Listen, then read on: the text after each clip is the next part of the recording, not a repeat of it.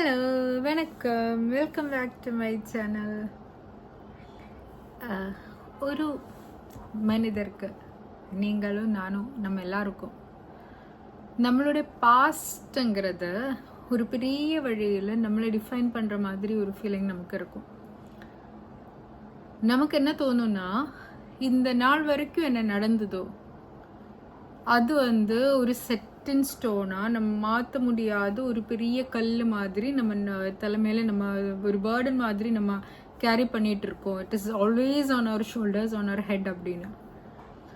அதை விட்டு நமக்கு ஒரு வாழ்க்கை இல்லை. நம்ம எங்கே போகிறதா இருந்தாலும் இந்த நிமிஷம் வரைக்கும் நமக்கு அனைத்து எக்ஸ்பீரியன்ஸஸ், தாட்ஸ், நம்ம செஞ்சது, நம்மளுக்கு நடந்தது எல்லாத்தையும் நம்ம கேரி பண்ணிட்டு போயிட்டே இருக்கணும். That is all like an irrefutable, unmutable part of who we are அப்படின்னா we fear. ஆனால் இப்படி நம்மளோட மொத்தமான பாஸ்ட்டை கேரி பண்ணிட்டு போகும்போது நமக்கு ஏதாவது பிரயோஜனம் இருக்கா? நிறைய தடவை நம்ம இப்போ ஏதோ ஒன்று செய்ய போகும்போது இப்போ செய்ய வேண்டியதுக்கு ஃபோக்கஸ் கொடுக்காம நம்ம நடந்த விஷயங்களுக்கு, இப்போ முடிஞ்ச விஷயங்களுக்குன்னு ஃபோக்கஸ் கொடுத்துட்டு போயிட்டே இருக்கும். இது ரெண்டு விதமாக இருக்கும். ஒன்று ரிக்ரெட். நம்ம சரியாக படிக்கலை, நம்ம எக்ஸாமுக்கு சரியாக எழுதலை, நம்ம அப்படி தப்பு பண்ணியாச்சு, எங்கிட்ட இந்த மாதிரி ஒரு மிஸ்டேக் நடந்துச்சு, நான் சரியாக பணம் சரியாக செலவு பண்ணலை, நான் அது வீணாக செலவு பண்ணிட்டேன், நான் கடன் நிறைய வாங்கி வச்சுட்டேன், நான் என்னோட வேலைக்கு ஒழுங்காக போகாமல் வேலை போயிடுச்சு, இப்படி இப்படி இப்படி அந்த பிரச்சனை இந்த பிரச்சனை நான் ஒரு தப்பு பண்ணதுனாலே வாழ்க்கை முடிஞ்சு போன மாதிரி நமக்கு ஒரு ரிக்ரெட், ஒரு கில்ட் வரும். இன்னொன்று, மற்றவங்க எங்கிட்ட இப்படி செஞ்சாங்க, அவங்க அப்படி பண்ணிட்டாங்க, இப்படி நடந்துச்சு எனக்கு, அப்படி நடந்துச்சு எனக்கு, இதனால என் வாழ்க்கை நாசமாக போயிடுச்சு இப்படின்னு ஒரு blame. So two sides of the same coin. ஒன்று நமக்கு ரிக்ரெட், நம்ம பண்ண தப்புன்னு. ஒன்று பிளேம், மற்றவங்க நமக்கு பண்ணது தப்புன்னு. These are two very heavy things that we carry. எங்கே போனாலும் நம்ம தூக்கிட்டு போகக்கூடிய விஷயங்கள் தான். நம்ம புதுசாக ஒருத்தரை பார்த்தா கூட இந்த ஃபுல் பேக்கேஜ் நம்ம தோளில் வச்சு தான் நம்ம அவர்கிட்ட பேசுவோம். இப்படி நம்ம எடுத்துகிட்டு போகிறோம். ஆனால் இந்த எடுத்துகிட்டு போகக்கூடிய இந்த ஃபுல் ஃபெஸ்ட்லேருந்து நமக்கு எந்த பிரயோஜனம் கிடையாது. இந்த பாஸ்ட்லேருந்து நம்ம எப்படி வெளியே வரலாம்? எப்படி நமக்கு இன்னைக்கேன்னு இருக்கக்கூடாது? உங்களுக்கும் எனக்கும் நான் ஒன்றும் சொல்லாமலே உங்களுக்கு தெரியும், இப்போ இருக்கிற இந்த நிமிஷம் மட்டும்தான் உங்களுக்குன்னு. பாஸ்ட் போயிடுச்சு, நாளைக்குங்கிறது உங்கள் கையில் வரல. இப்போ இருக்கிற இன்னைக்குங்கிற ஒரு நாள் தான் உங்கள் கையில் இப்போ இருக்குது. இன்றைக்கே இந்த நிமிஷம் தான் உங்கள் கையில் இருக்குதுன்னு உங்களுக்கும் தெரியும், எனக்கும் தெரியும். நான் சொல்லாமலே எல்லாருக்கும் தெரிஞ்ச விஷயந்தான். ஆனால் இந்த பாஸ்டோட ஹெவினஸ்னால எனக்கு ப்ரெசண்ட்டில் கான்சென்ட்ரேட் பண்ண முடியல அப்படின்னு நிறைய பேர் நினைப்பாங்க இல்லைங்களா? அதுலேருந்து எப்படி வெளியே வர்றது? எனக்கும் என்னோட லைஃப்பில் நிறைய ஆள்கள் என்கிட்ட அப்படி பண்ணாங்க, இப்படி பண்ணாங்கன்னு ஒரு நிறைய ரிக்ரெட், நிறைய என்ன சொல்கிறது, குறைகள், அவங்க இப்படி பண்ணிட்டாங்களே, இவங்க இப்படி பண்ணிட்டாங்களேன்னு நான் நினச்சி மனசை என்னையே டார்ச்சர் பண்ண தருணங்கள் நிறைய இருந்தது. அதே மாதிரி என்கிட்ட தப்பு நடந்தேன்னு நான் ரொம்ப ரொம்ப ரொம்ப வருத்தப்பட்ட விஷயங்கள் நிறைய இருந்தது. நான் என் மேலே ஒரு ஹார்ஷ் கிரிட்டிக்காகவே இருந்துக்கிட்டு மற்றவங்க என்ன குறை சொல்கிறத விட 10 மடங்கு அதிகமாக நானே என்னை குறை சொல்லி, எனக்கு நடந்த ஒரு சின்ன தப்பாக இருந்தால் கூட அது 10 மடங்கு பெருசாக வச்சு, ஒரு பெரிய தப்பாக இருந்தால் அது 1000 மடங்கு பெருசாக வச்சு நானே என்னை குறை சொன்ன ஒரு காலம் எல்லாம் உண்டு.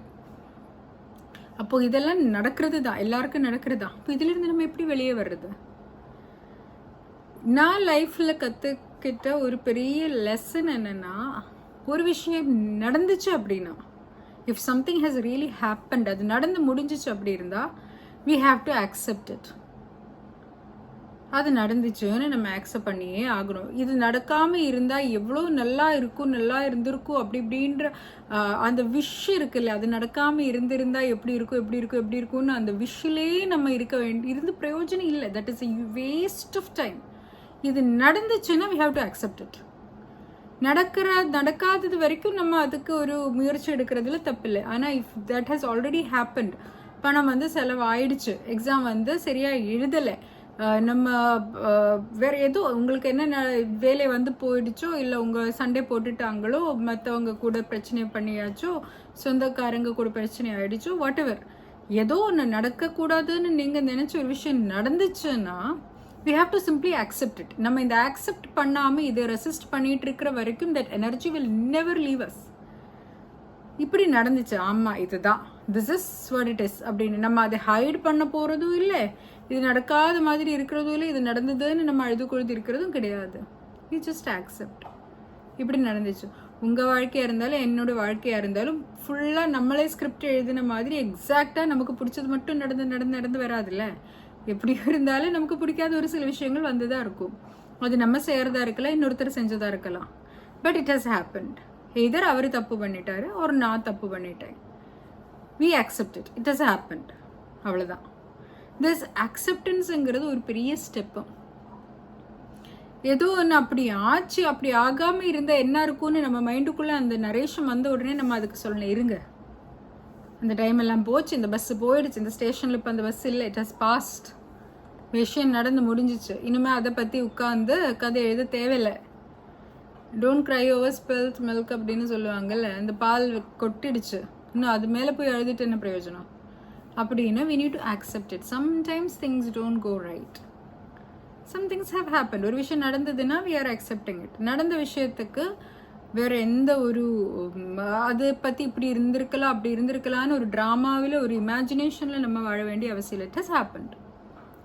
உங்களுக்கு எனக்கு எல்லாருக்குமே பிடிக்காத விஷயங்கள் அவங்கவுங்க லைஃப்பில் நடந்துதான் இருக்கும். we have to accept it. அதை எப்போ நம்ம அக்செப்ட் பண்ணுறோமோ அந்த நிமிஷம் the power of that particular experience over us will vanish.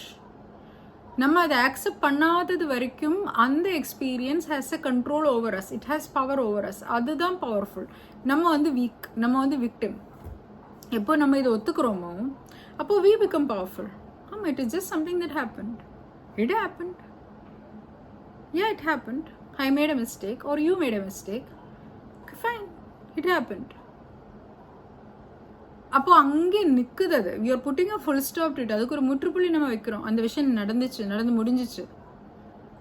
இந்த விஷயம் நான் தூக்கி என்னோட வாழ்க்கை கடைசி நாள் வரைக்கும் போகணுமா? அப்புறம் நெக்ஸ்ட் ஸ்டெப் அதுதான். ஏதோ இது நடக்க வேண்டாம், நடந்துச்சு. இதை எடுத்துட்டு நான் என்னோட வாழ்க்கை மொத்தமாக நடந்துட்டேன்னா எனக்கு இதிலிருந்து ஏதாவது பலன் கிடைக்குமா? இது மற்றவங்களே நம்ம ஃபோர்கிவ் பண்ணுறதுக்காகவோ மற்றவங்க கூட நம்ம நல்லா இருக்கிறதுக்காகவோ எல்லாம் ஒன்றும் சொல்லலை, நமக்காக சொல்கிறேன். இந்த பெரிய ஒரு பேர்டன் எடுத்து நான் என் தலைமையில சுமந்து போயிட்டே இருந்தால் எனக்கு நான் அவார்டாக கிடைக்க போகுது?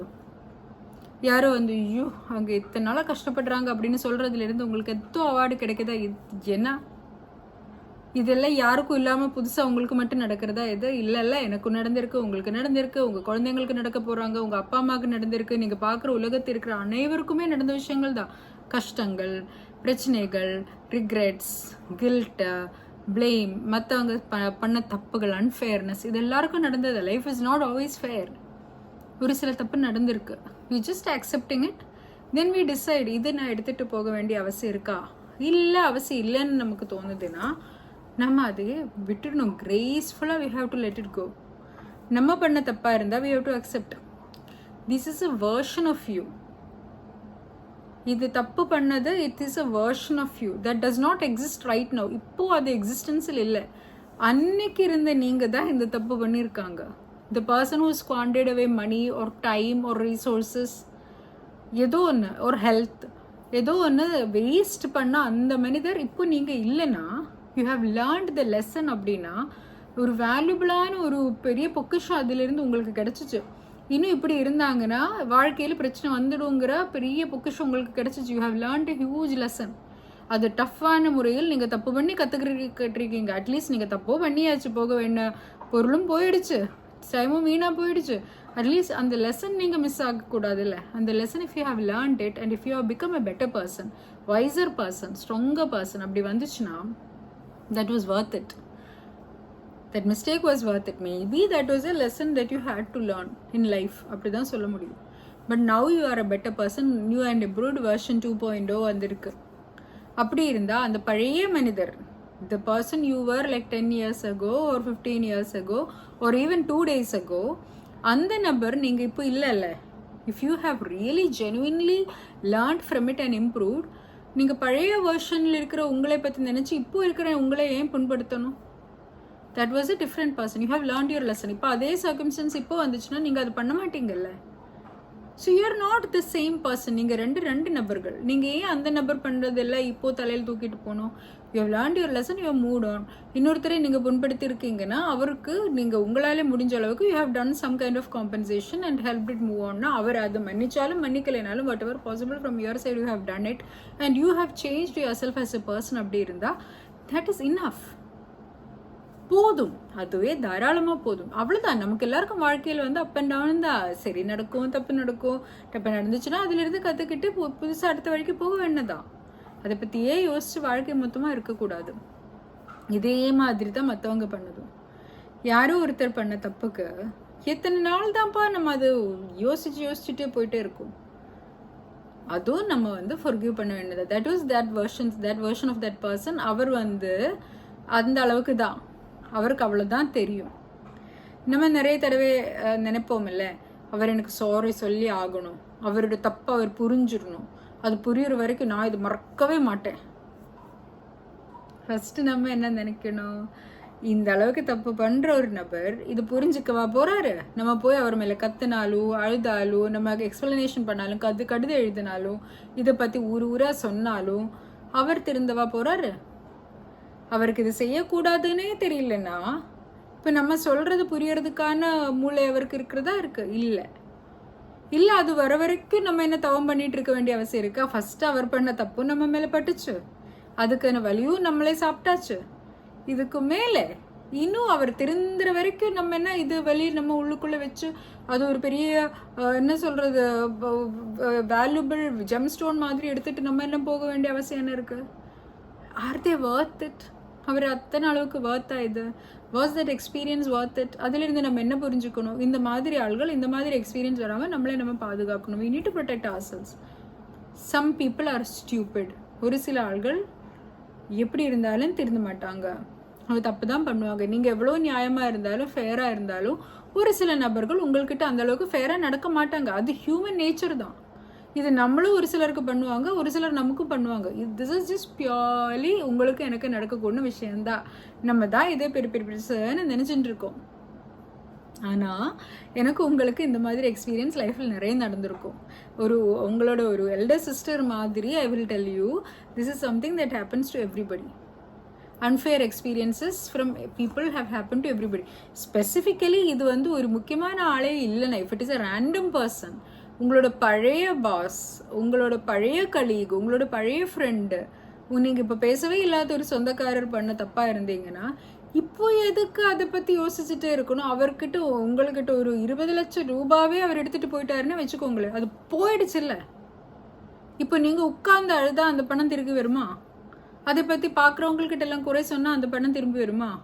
நைட்டு தூங்காமல் இதே யோசிச்சுக்கிட்டு பிட்டராக இருந்தீங்கன்னா அந்த பணம் திரும்பி வருமா? இல்லை. அதில் எதுவுமே பண்ண முடியாது. அப்படி ஆயிடுச்சுன்னா let it go. At some point we just have to let it go. நடக்காத விஷயம் ஒன்று தெரிஞ்சிச்சுன்னா அதை விட்டுடணும். அவர் திருந்துக்கிட்டு அவர் நல்லவராய் வந்து அவர் எனக்கு மன்னிப்பு கேட்டு அவர் என்னை புரிஞ்சுக்கிட்டு என்னோட அழுகுதுக்கெல்லாம் ஒரு க்ளோஷர் அவர் கொடுக்கணுன்றதெல்லாம் சும்மா அவர் நமக்கு ரொம்ப ரொம்ப ரொம்ப ரொம்ப அரகண்ட் தாட். இதெல்லாம் அப்படியெல்லாம் அவங்க நடந்துக்க வேண்டிய அவசியம் இல்லை. நம்ம அவங்களுக்காக காத்து உட்கார வேண்டிய அந்த வெயிட் பண்ணிகிட்டே இருக்க வேண்டிய அவசியம் கிடையாது. அந்த அளவுக்கு யாரும் முக்கியமான ஆள் கிடையாது. அவர் வந்து சாரி சொன்னால் மட்டும்தான் நான் வந்து என்னோட அழுகையை நிப்பாட்டுவேன்னு சொன்னால் யாருக்கு இதில் who is a losing party in this? அவருக்கு ஏதாவது ஆகுது? அவருக்கு எதுவும் ஆகலை, அவர் சந்தோஷமாக போயிட்டு இருக்காரு. நம்ம இங்கே உட்காந்து அவர் சாரி சொல்கிற வரைக்கும் நான் வந்து இந்த பாய்சன் பிடிச்சி சாப்பிட்டுட்டே இருப்பேன் அப்படின்னு நினச்சி நம்மளோட ஹெல்த்து போகுது, நம்மளோட மென்டல் ஹெல்த், நம்மளோட ஃபிசிக்கல் ஹெல்த், நம்ம பண்ண வேண்டிய நல்ல விஷயங்கள் எல்லாம் நம்ம வீண் பண்ணிகிட்டே இருக்கோம். அவருக்கு எதுவும் ஆக போகிறது இல்லை. So we have to just let it go. ஸ்பெசிஃபிக்காக நமக்கு டெய்லி பார்க்க கூட்டின ஒரு ஆளே இல்லைன்னா ஏன் இவரோட பேச்சு இவரோட பிஹேவியருக்கெல்லாம் இவ்வளோ இம்பார்ட்டன்ஸ் கொடுத்து அதை யோசிச்சுக்கிட்டு இருக்கணும்? விட்டுடுங்களே, அவ்வளோதான், விட்டுடுங்க. அது அவருக்காக பண்ணுற பெரிய புண்ணிய பிரவர்த்தியெல்லாம் ஒன்றும் கிடையாது, நமக்காக நம்ம பண்ணுறோம். We're doing it for ourselves, for our peace of mind, to keep our mind healthy, to keep our life positive. நம்மளோட லைஃப் வந்து நல்ல குவாலிட்டியாக இருக்கிறதுக்காக we are doing this. And நம்ம டெய்லி பார்க்குற ஒரு ஆளாக இருந்துச்சுன்னு வச்சுக்கோங்களேன், நம்மளோட ஓன் மேபி நம்மளோட ஃபேமிலி மெம்பர், ஆர் நம்மளோட வெரி க்ளோஸ் கலீக் ஒரு வெரி க்ளோஸ் ஃப்ரெண்ட், நம்ம டெய்லி பார்க்குற ஒரு இம்பார்ட்டன்ட் நம்ம லைஃப்பில் ட்ரூலி இம்பார்ட்டண்ட்டாக இருக்கக்கூடிய ஒரு மனிதர்கிட்ட இன்னொரு தப்பு நடந்துச்சுன்னு வச்சுக்கோங்களேன். அப்போது 2 டைப்பு. எதர் இந்த தப்பு நம்ம வந்து மன்னிக்கணும், இப்போவும் கண்டினியூஸாக இருந்து நம்மளை அஃபெக்ட் பண்ணாத மாதிரி தப்பாக இருந்தால் நம்ம மன்னிச்சு விட வேண்டியதான். மன்னிச்சு விடணும். மனிதர் தானே தப்பு பண்ணுவாங்கல்ல, நம்மக்கிட்ட அவருக்கும் தப்பு நடந்திருக்கலாமே. நம்ம கூட ஒருத்தர் வாழ்ந்துட்டே இருக்காருன்னா நம்ம எது தப்பு பண்ணாமலாம் இருக்க போகிறோம். we will also make mistakes. நம்மளும் அவங்களே தெரியாமல் ஹர்ட் பண்ணியிருக்கோம், அவரும் நம்மளே ஹர்ட் பண்ணியிருக்காங்க அப்படின்னு கொஞ்சம் we have to just சின்ன குழந்தைங்க சண்டை போடும்போது அவங்க விட்டு கொஞ்ச நேரம் சண்டை போட்டு 5 நிமிஷம் கழிச்சு ஃப்ரெண்ட்ஸ் ஆகுறாங்க இல்லை அந்த சண்டையே யோசிச்சு வைப்பாங்களா? இல்லை அப்படியே விட்டு கொடுக்குறாங்க. அவங்களுக்கு இருக்கிற அறிவு கூட நமக்கு இல்லையா? ஒரு சின்ன விஷயமா இருந்தா ஒரு பெரிய பெரிய பெரிய ஒரு லைஃப் ஆல்டரிங் விஷயம் எல்லாம் இல்லைன்னா நம்ம அதை விட்டுறணும். we have to let our love be more important than our ego. நம்ம ஈகோவுக்கு தான் வந்து இந்த மன்னிப்பு, இந்த சாரி, இந்த க்ளோஷர், அது இதெல்லாம் தேவை. Suffer our ego. நம்ம ஹார்ட்டுக்கு நம்ம true self doesn't need any of this. we are happy on our own. இதெல்லாம் இல்லைனாலும் நம்ம சந்தோஷமா இருக்கிறதுக்கு அதுக்கான தகுதி, அதுக்கான ஸ்ட்ரென்த் நமக்குள்ள இருக்கு. நம்ம ஈகோ தான் வந்து யாரோ ஏதாவது சொல்லிட்டாங்கன்னா நான் வந்து அப்படியே படுத்து விழுந்துருவேன்னு சொல்றதில்ல ego. That is just our ego which is so fragile. Really our true self is not so fragile. It is very very resilient. அது ரொம்ப ரொம்ப ஸ்ட்ராங், டஃப் தான். யாரும் ஏதோ சொல்கிறதுக்கு போகிறதுக்கெல்லாம் நம்ம போய் அப்படியே எழுதும்போது விழ மாட்டோம். விழுதெல்லாம் ஈகோ. அந்த ஈகோ கிட்ட கொஞ்சம் சொல்லிடுங்க, போதும் இந்த ட்ராமா எல்லாம் போதும், சரி விட்டுருங்க, இன்னைக்கு இருக்கிற விஷயம் பார்க்கலான்னு நம்ம ஈகோக்கு நம்ம சொல்லணும். இல்லை ரியலி ஜெனுவின்லி அது ஒரு பெரிய விஷயமா இருந்தால் we need to sit them down and we need to discuss it. அப்போ நம்ம அதுக்கு ஒரு கான்ஃப்ளிக்ட் ரெசல்யூஷன் கண்டுபிடிக்கணும். இதில் எப்படி உங்களுக்கும் எனக்கும் பிரச்சனை இல்லாத அளவுக்கு what do we do to resolve this அப்படின்னு அந்த conversation. that will take wisdom, that will take maturity. அதுக்கு நம்ம சத்தம் போட்டு அதுக்கு ஒரு ட்ராமா சீன் போட்டு ஒரு காலம் ஒரு ரெசல்யூஷன் வரப்போகிறது இல்லை. Talk like adults, grown up ஆள்கள் பேசுகிற மாதிரி காமா, with love, with understanding, we have to still discuss it and try to find a solution. அவர் அந்த சொல்யூஷனுக்கு முன் வர்றதே இல்லை அப்படி இருந்தீங்கன்னா நம்ம தான் நமக்குள்ளே இருந்து we need to find a way to deal with it. அது எப்படி நம்ம வந்து either we will set off a boundary and இதை கட்ட முடியாதுன்னு அந்த விஷயம், அந்த behavior we have to cut it off, or we have to adapt ourselves to it. These are all things we do to take care of ourselves. நமக்காக நம்ம பண்ணுறது, அவருக்காக இல்லை, நம்மளோட சந்தோஷத்துக்காக தான் நம்ம பண்ணுறோம் அப்படின்னு we need to do it. And in the past issuesங்கிறத we need to resolve all of them.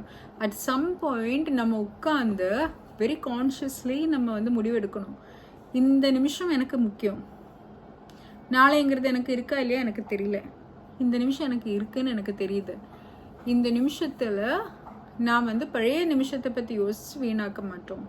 இப்போ எனக்கு செய்ய வேண்டிய வேலைகள் நிறைய இருக்குது, அது நான் செய்வேன்னு நம்ம முடிவெடுக்கணும். And very importantly generally if you keep நிறைய பிஸியாக இருந்தீங்கன்னா, நிறைய வேலை நீங்கள் பண்ணிகிட்டே இருந்தீங்கன்னா இந்த மாதிரி பழைய விஷயங்கள் யோசிச்சு டைம் வேஸ்ட் பண்ண மாட்டோம். B focused, have a set routine. நல்ல ஒரு ருட்டீன் உங்களோட க்ரோத்துக்கு நல்லதுன்னு நீங்கள் ஒரு ருட்டீன் வச்சு அதில் போயிட்டே இருந்தீங்கன்னா lot of these things will stop. And winding up with last ஒரு thing that I usually think, இப்போ இந்த நிமிஷம் வரைக்கும் இந்த வீடியோ நான் ஷூட் பண்ணுறேன், இப்போ பேசுகிற இந்த அப் அண்டில் திஸ் பாயிண்ட் இது வரைக்கும் நடந்த எதுவுமே I cannot take it with me and go forward. இது வரைக்கும் வந்த பரிசுகளோ, யாரோ சொன்ன நல்லதோ, நான் செஞ்ச நல்லதோ எதுவும் எடுத்துகிட்டு என்னால் போக முடியாது. யாரோ எனக்கு கொடுத்த என்னை பற்றி சொன்ன குறையோ, இல்லை நான் பண்ண தப்போ, எனக்கு நடந்த பிரச்சனைகளோ எடுத்துகிட்டும் என்னால் போக முடியாது. எவ்ரிதிங் ஹஸ் கான், அது போயிடுச்சு, இட் இஸ் ஓவர். இப்போயிலிருந்து the rest of my life is there. இன்னும் அங்கே போகிறது இல்லை, my rest of my life இங்கேருந்து ஆரம்பிக்குது.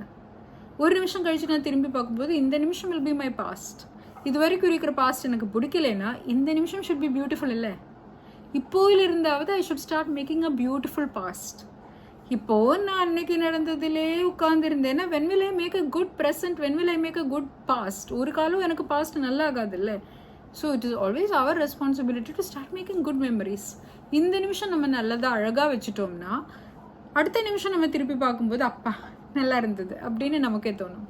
ஐ had a good time, I had a good life. ஒரு நிமிஷம் முன்னாடி I was happy I was doing something productive. I was doing something good for myself. I was eating right. I was looking at beautiful things. I was listening to good things. I was around good people. அப்படின்னா I will have something or the other to be happy about. இந்த happy moment நம்ம தான் கொண்டு வரணும்.